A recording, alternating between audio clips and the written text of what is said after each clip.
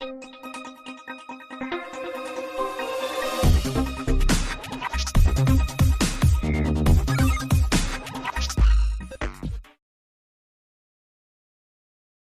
கவனிங்க, ஃபோக்கஸ் பண்ணுங்க. ஃபோக்கஸ் பண்ணாதான் சொல்லக்கூடிய வார்த்தை புரியும். கவனச்சிதைவு நம்ம வாழ்க்கையில சரியான பிளஸ்ஸிங்கை கொண்டு வராது. அதனால ரொம்ப ஃபோக்கஸ் பண்ணிக்கங்க. நல்லா கவனிங்க. அன்றைய திருச்சபை வசனத்திலே விருத்தி அடைந்தபடினால்தான் சபையும் விருத்தி அடைஞ்சிச்சு. கீழே வாசிக்கிறோம், சீசர்களின் தொகை மிகவும் எருசலேமில் பெருகிட்டான். யாருடைய தொகை? சீசர்களா யாரு? இயேசுவை சரியாக ஏற்றுக்கொண்டு பின்பற்றின. நான் சொன்ன பார்த்தீங்களா முன்னால, ஆண்டவரை பின்பற்றணும் அப்படின்னா நீங்க எல்லாத்தையும் இழக்கக்கூடிய லெவல்ல இருக்கணும். அதையெல்லாம் முன்னாலேயே யோசித்து பார்த்தா கிறிஸ்துவிட்ட வரணும். இந்த இடத்துக்கு நம்ம போனோம்னா இந்த சவால்கள்லாம் இருக்குதுங்கிறத முன்னாலேயே சிந்திச்சு வரணும். அதுதான் சீசர்கள். அப்ப சீசர்களுடைய தொகை பெருகிச்சுன்னு பார்க்கும்போது, அப்ப அன்னைக்கு உள்ள கிறிஸ்துவுக்குள்ள வந்தவங்க பூரா அவ்வளவு சரியாக அந்த எல்லா விஷயத்தையும் உள்வாங்கி கொண்டு கிறிஸ்துவுக்குள்ள வந்திருக்காங்க. அவங்க தான் சபை. அப்ப இப்படிப்பட்ட சபையினுடைய growth ஆகணும்னா எது growth ஆகணும்? வசனம் growth ஆகணும். வசனம் growth ஆனா சரியான சீசர்கள் உருவாக்கப்படுவதும் growth ஆகும். பகட்டான செழிப்பான வார்த்தைகளையே நம்ம வசனமாக கொடுத்தோம்னா பேராசையுள்ள விசுவாசிகள் எல்லாம் உள்ள வருவாங்க, சீசர்கள் உள்ள வரமாட்டாங்க. இன்னைக்கு சபைகளிலே பேராசையுள்ள விசுவாசிகள் பெருக்கெடுத்து இருக்கிறாங்க. காரணம் என்ன? வசன விருத்தி அங்க இல்லை.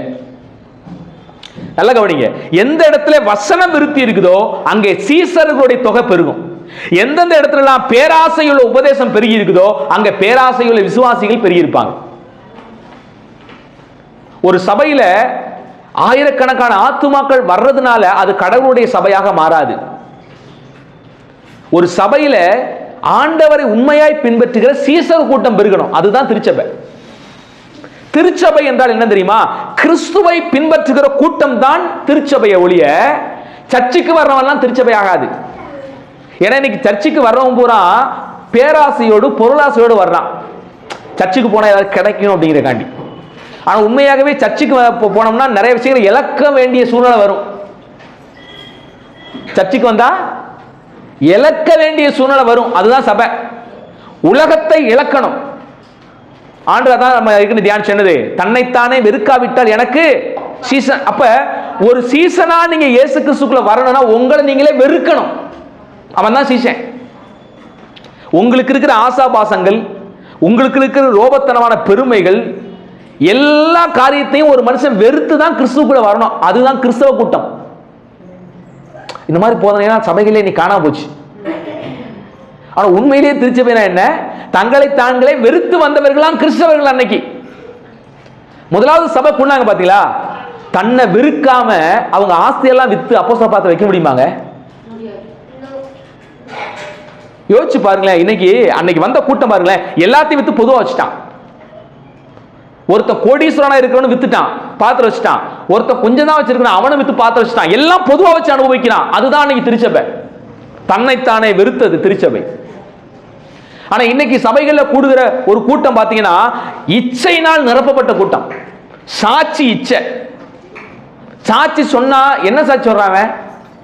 கடவுள் அதை தந்தார் இதை தந்தார், உபாசம் போட்டு அது பண்ணார் இது பண்ண, இதைத்தான் சாட்சி சொல்றான்.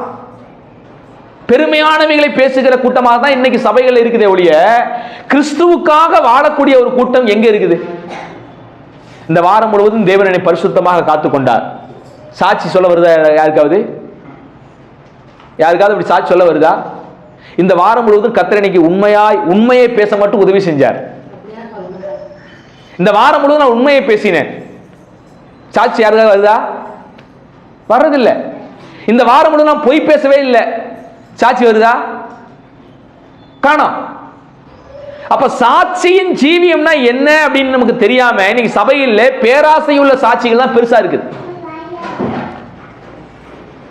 ஊழியக்காரனும் பேராசையுள்ள போதகம் தான் பண்றான், விசுவாசிகளும் பேராசையுள்ள சாட்சியை தான் பேசுறான் அவனும். ஆனா நீங்க நல்லா யோசிச்சு பாருங்க, சீசர்கள் எங்கேயாவது இப்படி பெருமையான பேச்சை பேசினாங்களா? உலக காரியத்தை மையப்படுத்தி என்னைக்காவது பெருமையா பேசியிருக்காங்களா அப்போஸ்தலர்கள்? அப்போஸ்தலர்கள் யாராவது ஒரு அப்போஸ்தலர் வந்து ஆண்டவர் எனக்கு வீடு கட்டி கொடுத்தாருங்க, நான் ரொம்ப 5 லட்சம் ரூபாயில வீடு கட்ட வேண்டும் என்று எழுச்சங்க, ஆண்டவர் எனக்கு 1 கோடி ரூபாய் வீடு கட்டி கொடுத்தார் அப்படின்னு எங்கேயாவது அப்போஸ்தலர் சாட்சி சொல்லி பார்த்திருக்கீங்களா? இந்த உலக இச்சைகளை குறித்து எந்த அப்போஸ்தலர்களும் எந்த சீஷர்களும் சாட்சி சொன்னதாக நீங்க வேதத்தில் பார்க்கவே முடியாது. ஏன்னா அவங்க கிறிஸ்துவை பின்பற்றினது மேலான ஆசீர்வாதத்துக்கு தான் கிறிஸ்துவை பின்பற்றினாங்க. அவங்க கிறிஸ்துவுக்காக அனைத்தையும் இழக்க கூட தயாரா இருந்தாங்க அன்னைக்கு சீஷர்கள். ஆனா இன்றைய சீஷர்கள் கிறிஸ்துவுக்காக அற்ப நேரத்தை கூட இழக்கிறதுக்கு தயாரா இல்லை. நீ கிறிஸ்துவுக்காக நம்ம என்ன இழந்திருக்கிறோம்? இயேசு கிறிஸ்து நம்மை மீட்க அவர் தன்னையே இழந்தார்.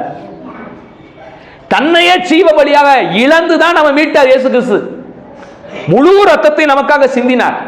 இன்னைக்கு இயேசுவுக்காக நம்ம இலக்க ஏதாவது முன்ன வர்றோமா? இயேசுநாதரை தேர்றதே எதுக்காண்டிதான்? ஏதாவது கிடைக்குமா? சர்ச்சுக்கு வந்தா ஏதாவது கிடைக்குமா சார்? வர்றேன், அதுக்கு தானே இயேசு. நான் என்ன சொல்றேன்னா, உங்களுக்கு தேவையான எல்லா ஆசீர்வாதங்களையும் தேவன் ஏற்கனவே வச்சுட்டாரு தானுங்க. அப்புறம் என்ன சர்ச்சுக்கு வந்தால்தான் கிடைக்கும்ங்கிற இதுக்கு சர்ச்சுக்கு அதுக்காக வர்றோம்.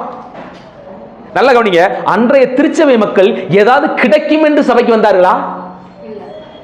ஏதாவது கிடைக்கும் சபைக்கு வந்தானா?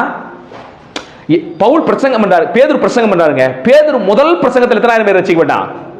3000 பேர் ரட்சிக்கப்பட்டான். இரண்டாவது பிரசங்கத்தில் இந்த பெரிய கூட்டம் சபைக்கு போனா ஏதாவது கிடைக்கும் வந்த கூட்டமா? 12 அப்போஸ்தலர்கள் தேவன் தேர்ந்தெடுக்கிறாரே, ஏதாவது கிடைக்கும் என்று 12 அப்போஸ்தலர்கள் வந்தாங்களா? இயேசுநாதர் பின்பற்றி வரும்போதே விட்டுட்டு தான் வந்தான். அவர்கள் வலையை விட்டு, அவர்கள் தகப்பனை விட்டு, குடும்பத்தை விட்டு, சொத்துக்களை விட்டு, எல்லாத்தையும் விட்டுட்டு இயேசுவை பின்பற்றி வந்துட்டான். அப்ப நல்லா கவனிங்க, இயேசுவை பின்பற்றுவதல் என்பது இந்த உலக ஆசைகளை விட்டு விட்டு வருவது, அதுதான் இயேசுவை பின்பற்றுவது. அன்னைக்கு இன்னைக்கு பெரும் கூட்டம் இயேசுவை பின்பற்றுவதே எதற்காக? இந்த உலக ஆசைகளுக்காக பின்பற்றுகிற கூட்டம் இன்னைக்கு பெருத்துருச்சு. நான் ஒரு கேள்வி கேட்கிறேன், நீங்கள் எதற்காக இயேசுவை பின்பற்றுகிறீர்கள்?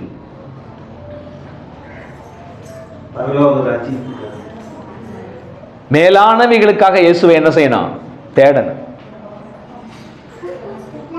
என் வாழ்வின் நோக்கமே இயேசுவை தேடுறதுதான்.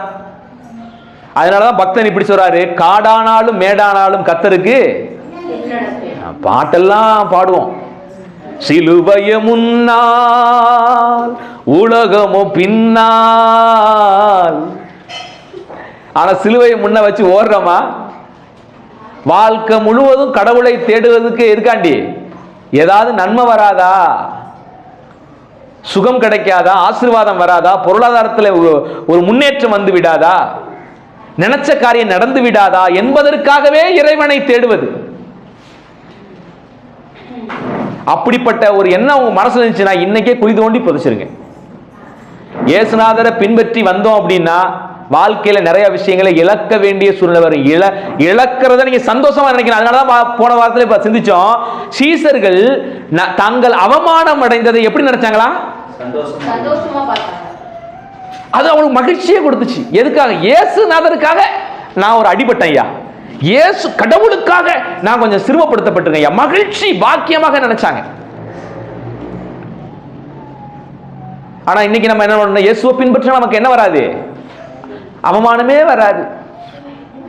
அவமானமே வராது சார், நாங்க இயேசுவை பின்பற்றினோம்னா. அப்படியா?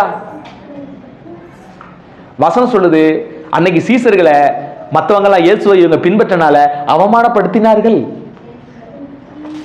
அவமானப்படுத்தும் போது அவங்க கூனி குறுகி போகல, என்ன பண்ணாங்க? அவங்க ஹாப்பி. உங்க குடும்பம், உங்க சொந்தக்காரங்க ரசிக்கப்படாம இருக்கவங்கள யாரும் அவமானப்படுத்துறாங்களா? ஹாப்பியா நினைங்க, இயேசுநாதருக்காண்டி அவமானப்படுத்திருக்கோம். சபைக்கு போறதுனால உங்களை கேவலமா பேசுறாங்க, ஹாப்பியா இருங்க, சந்தோஷமா இருங்க. அதனால நீங்க துக்கப்பட அவசியமே இல்லை. எப்படி உங்களை அவங்க காயப்படுத்தினாலும் சரி, கர்த்தருக்காக நீங்க அவமானம் அடைகிறத மகிழ்ச்சியாக நினைங்க.